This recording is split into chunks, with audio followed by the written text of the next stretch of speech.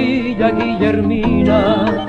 Siempre tus calles soñé por vez primera, y en tus veredas aromas de azares que perfumaron mi loca juventud. Entre el follaje de tu selva bravía forjé ilusiones y tracé mil caminos.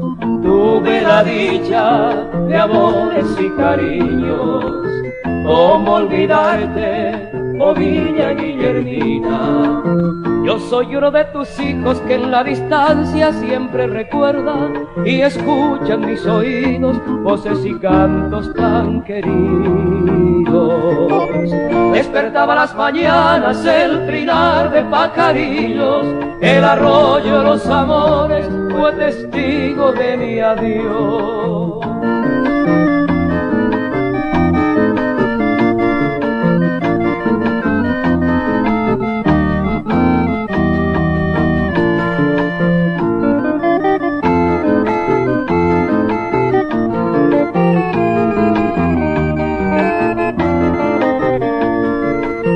Bailando juntos con esa china amada, sentí en mi pecho latir una esperanza.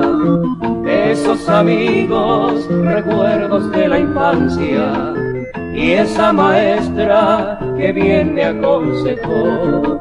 ¿Cómo olvidarte, oh Villa Guillermina, si ese tu cielo es tan azul divino y las estrellas aún más fulgurantes son manto eterno que cubre mi orfandad?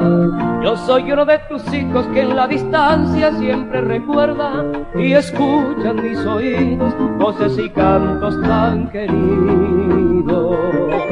Despertaba las mañanas el trinar de pajarillos, el arroyo, los amores fue testigo de mi